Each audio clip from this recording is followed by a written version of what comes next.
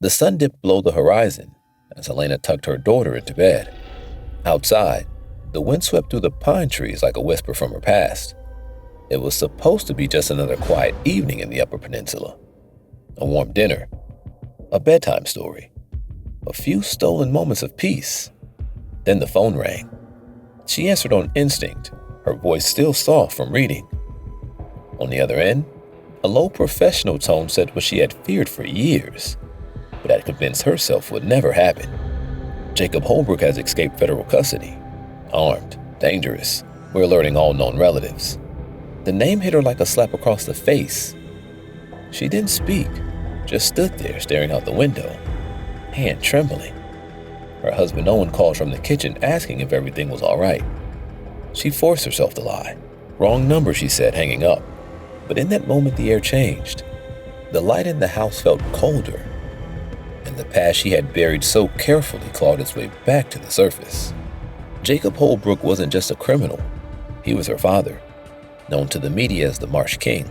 He had kidnapped her mother as a teenager and kept her hidden in the marshlands for over a decade. Helena was born in captivity, raised in isolation, trained to hunt, to survive, to obey. She remembered him teaching her to trap rabbits with her bare hands, to shoot without blinking, to fear the outside world. It wasn't until she escaped, scarred and bloodied, that she realized the truth. She hadn't been surviving. She had been imprisoned. And now, the man who made her into something half feral was free again. Helena stood in the dark hallway of her home watching her daughter sleep, heart pounding. She had built this life, brick by fragile brick, but she knew Jacob. He wouldn't disappear into the wilderness and stay hidden. He was coming, for her, for what he believed still belonged to him. Helena couldn't wait for the police, couldn't risk her daughter becoming part of this legacy of horror. She opened the old metal trunk in the basement. Inside, a pistol, survival gear, topographical maps of the marsh, and an identity she thought she had abandoned. She was no longer the scared child he raised. She was the one hunting him now. Helena lied to Owen again. She said she needed space, time to clear her head, a solo retreat. She couldn't tell him the truth, couldn't put that weight on his shoulders. Not when he didn't know what Jacob Holbrook was capable of. Not when he didn't know what she was capable of becoming. By dusk, she was driving north, deeper into the forests of Michigan, where the road turned to gravel and then disappeared entirely. The trees closed in like old secrets. The sky turned gray. Cell service dropped to nothing. She left her vehicle behind and took a canoe, the same model her father used to glide through the black waters of the marsh. She paddled in silence, every splash echoing against the reeds.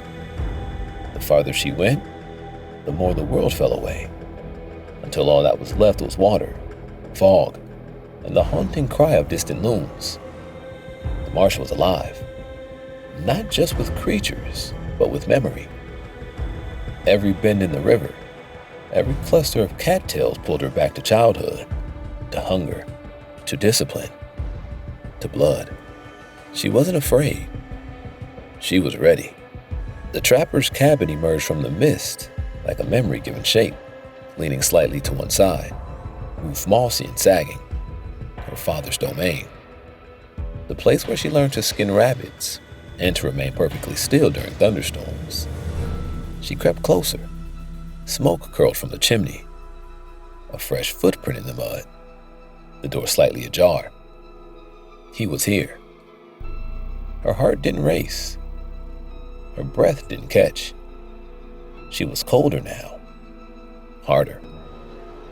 Inside the cabin looked almost unchanged. The walls lined with pelts, the same carved totems her father believed would protect them. A knife still stuck in the table where he'd throw it during an argument with her mother. Helena crouched behind a stack of firewood and waited. She didn't have to wait long. He stepped through the door like a shadow, taller than she remembered, grayer, slower. Those eyes, icy blue and calculating, hadn't aged a day. "Helena?" he said. She rose slowly, gun leveled at his chest. "Don't move." He didn't flinch. He smiled. I knew you'd come. You didn't give me a choice. Jacob stepped closer, ignoring the weapon. I watched you grow.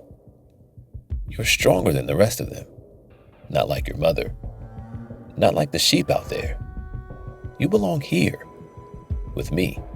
She held her ground. You don't get to talk about her. You killed her. She was weak, he said. She wanted to run. I couldn't let her poison you.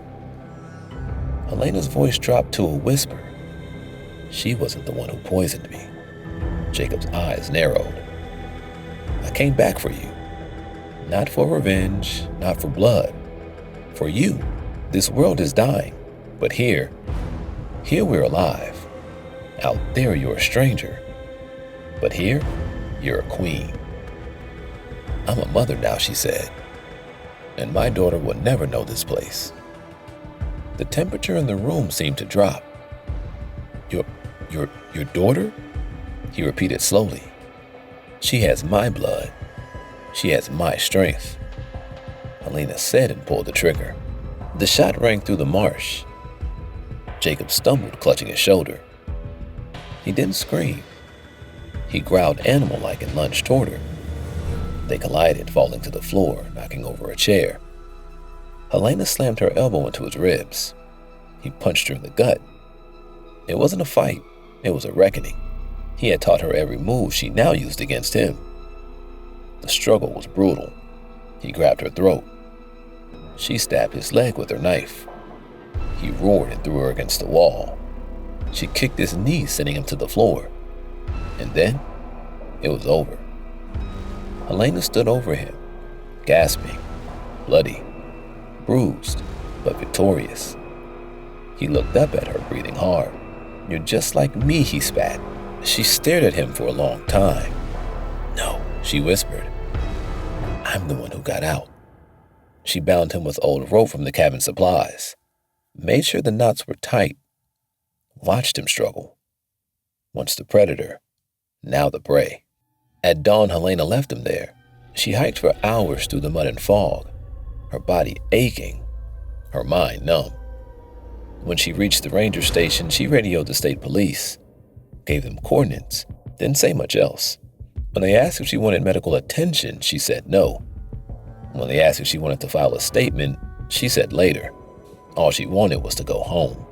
Helena arrived back just before sunset. The smell of dinner wafted through the house. Marion ran into her arms, wrapping tiny hands around her waist. Did you see any animals, Mommy? Helena smiled through tears. Yeah, she said. One big one. She held her daughter tighter than ever. Owen watched from the kitchen, sensing something had changed. But he didn't ask, and she didn't offer.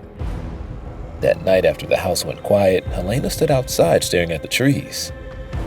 The marsh was far away now, but its voice still whispered in the back of her mind. Jacob Holbrook was captured without resistance. The bullet wound wasn't fatal, but he didn't speak to law enforcement, didn't answer questions, didn't even ask for a lawyer. He just stared. They said he only had one request, to see his daughter. She never visited.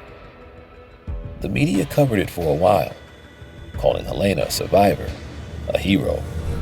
But she refused interviews, refused to be a story. She had spent enough time being his story. Instead, she focused on healing, on therapy, on Marin. But sometimes, in the middle of the night, she would wake to the sound of snapping twigs, imagined eyes watching from the shadows. The trauma would always linger, but so would the strength. Months later, Helena took Marin camping, not in the marsh, but in a safe, bright forest near their home. They built a fire, told stories, watched stars blink into existence. Were you ever scared in the woods? Marin asked. Helena smiled. Yes, she said, but the woods don't scare me anymore. What does? Not being able to protect you. Marin smuggled close, her small hand finding Helena's. You don't have to be scared, the girl said. You're strong. Helena looked up at the sky, feeling the weight of 1,000 memories fall away like leaves. Strong. Not because of what she endured, but because of what she chose to become. If Helena's story kept you on edge, made you question what it means to survive the past and protect the future, don't stop here. Like this video if the tension pulled you in. Comment below. What would you have done if your past came knocking? Be sure to subscribe for more gripping narratives, psychological thriller explorations, and creative storytelling challenges.